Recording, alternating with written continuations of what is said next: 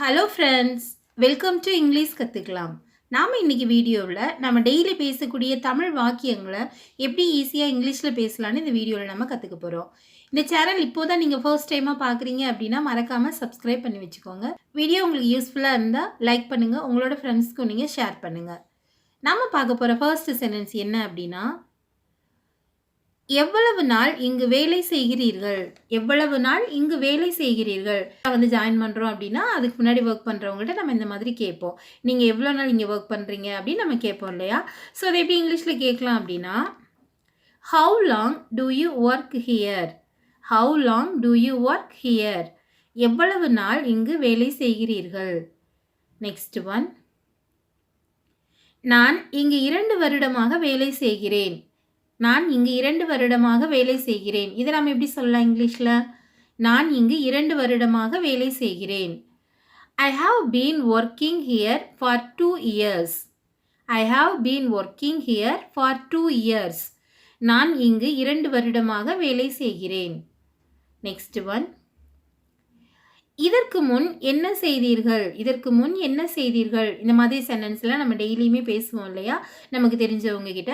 இதற்கு முன் என்ன செய்தீர்கள்? இதை எப்படி நம்ம கேட்கலாம் இங்கிலீஷில் அப்படின்னா, what have you done before? What have you done before? இதற்கு முன் என்ன செய்தீர்கள்? நெக்ஸ்ட் ஒன், வேறொரு பள்ளியில் வேலை பார்த்தேன். வேறொரு பள்ளியில் வேலை பார்த்தேன். நம்ம ஏதாவது ஸ்கூலில் நமக்கு முன்னாடி வேறு ஸ்கூலில் ஒர்க் பண்ணியிருந்தோம் அப்படின்னா இந்த மாதிரி நம்ம சொல்லுவோம்.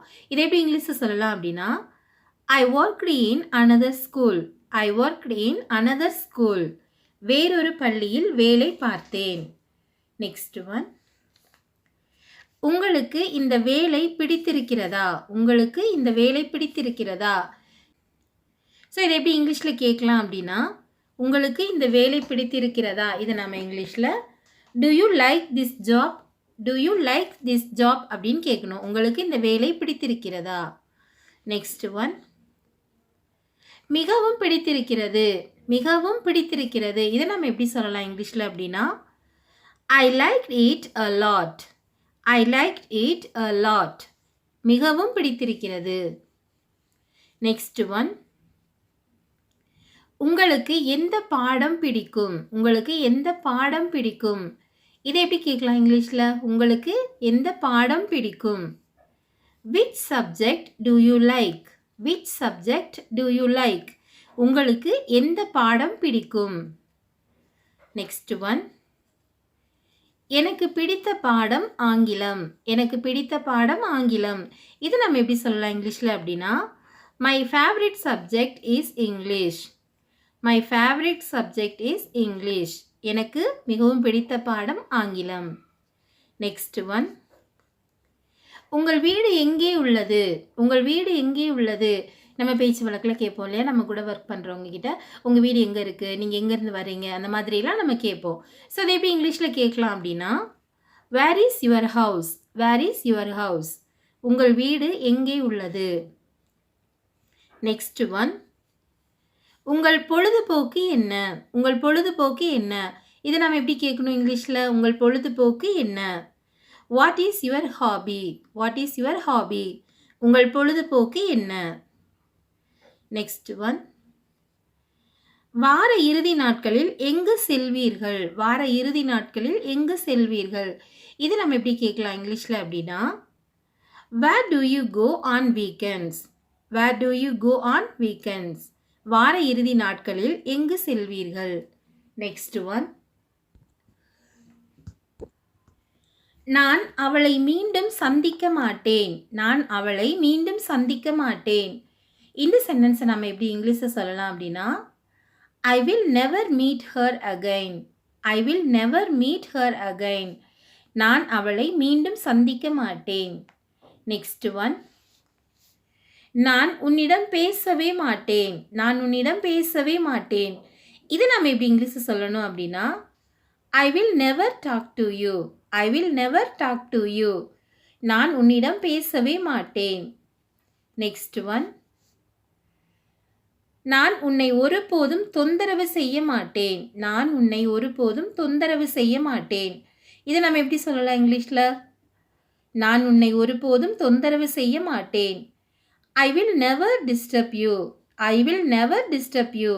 எங்கூட சேர்ந்து நீங்களும் பின்னாடியே சொல்லிகிட்டே வாங்க. ஐ வில் நெவர் டிஸ்டர்ப் யூ. நான் உன்னை ஒருபோதும் தொந்தரவு செய்ய மாட்டேன். நெக்ஸ்ட் ஒன், நான் அங்கே போகவே மாட்டேன். இதை நாம் எப்படி சொல்லலாம்? நான் அங்கே போகவே மாட்டேன். நமக்கு ஒரு இடம் பிடிக்கல அப்படின்னா நம்ம இந்த மாதிரி சொல்லுவோம். நான் அந்த இடத்துக்கு நான் போகவே மாட்டேன் அப்படின்னு நம்ம சொல்லுவோம் இல்லையா? ஸோ அதை எப்படி இங்கிலீஷில் சொல்லலாம் அப்படின்னா, I will never go there. I will never go there. நான் அங்கே போகவே மாட்டேன். நெக்ஸ்ட் ஒன், நான் ஒருபோதும் பொய் சொல்ல மாட்டேன். நான் ஒருபோதும் பொய் சொல்ல மாட்டேன். இதை நம்ம எப்படி சொல்லலாம் இங்கிலீஷில்? நான் ஒருபோதும் பொய் சொல்ல மாட்டேன். I will never tell a lie. I will never tell a lie. நான் ஒருபோதும் பொய் சொல்ல மாட்டேன். நெக்ஸ்ட் ஒன், விரைவில் சந்திப்போம். விரைவில் சந்திப்போம். நம்ம ஃப்ரெண்ட்ஸை மீட் பண்ணும்போது நம்ம இந்த மாதிரி சொல்லுவோம். கிளம்பும்போது நம்ம கூடிய சீக்கிரமாக நம்ம மீட் பண்ணலாம் அப்படின்னு நம்ம சொல்லுவோம். இதை எப்படி இங்கிலீஷில் சொல்லலாம் அப்படின்னா, விரைவில் சந்திப்போம். இதை நம்ம எப்படி இங்கிலீஷில் சொல்லலாம் அப்படின்னா, we will meet soon. we will meet soon. விரைவில் சந்திப்போம்.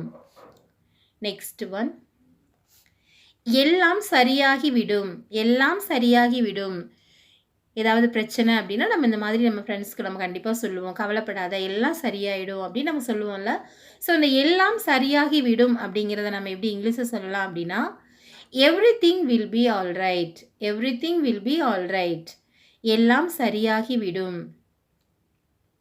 நெக்ஸ்ட் ஒன், அடுத்த வருடம் கார் வாங்குவோம். அடுத்த வருடம் கார் வாங்குவோம். இதை எப்படி சொல்லலாம் இங்கிலீஷில்? அடுத்த வருடம் கார் வாங்குவோம். we will buy a car next year. we will buy a car next year. Car வாங்குவோம் அப்படிங்கிறதுக்கு we will buy a car. அடுத்த வருடம், இதுக்கு நம்ம இங்கிலீஷில் நெக்ஸ்ட் இயர் அப்படின்னு சொல்லணும். ஸோ அடுத்த வருடம் நாம் கார் வாங்குவோம் அப்படின்னு சொல்கிறத we will buy a car next year அப்படின்னு சொல்லணும். நெக்ஸ்ட் ஒன், பார்த்ததும் நினைவுக்கு வந்தது. பார்த்ததும் நினைவுக்கு வந்தது. இதை எப்படி சொல்லலாம் இங்கிலீஷில்? பார்த்ததும் நினைவுக்கு வந்தது. ஐ ரிமைண்டட் சீயிங். ஐ ரிமைண்டட் சீயிங். பார்த்ததும் நினைவுக்கு வந்தது. நெக்ஸ்ட் ஒன், நெக்ஸ்ட் ஒன், உடற்பயிற்சி செய். உடற்பயிற்சி செய். இதை நம்ம இங்கிலீஷில் எப்படி சொல்லலாம் அப்படின்னா, டூ எக்ஸசைஸ். Two exercise. உடற்பயிற்சி செய். நெக்ஸ்ட் ஒன், சீக்கிரம் தூங்கு. சீக்கிரம் தூங்கு.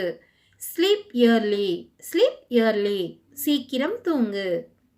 நெக்ஸ்ட் ஒன், அதிகாலையில் எழுந்திரு. அதிகாலையில் எழுந்திரு. Get up early in the morning. Get up early in the morning. அதிகாலையில் எழுந்திரு. நெக்ஸ்ட் ஒன், தைரியமாக இரு. தைரியமாக இரு. Be brave. Be brave. Okay friends, இந்த வீடியோ உங்களுக்கு யூஸ்ஃபுல்லாக இருந்தால் லைக் பண்ணுங்கள். இங்கிலீஷ் கற்றுக்கலாம் சேனலை சப்ஸ்கிரைப் பண்ணிக்கோங்க. Thank you friends. தேங்க்ஸ் ஃபார் வாட்சிங்.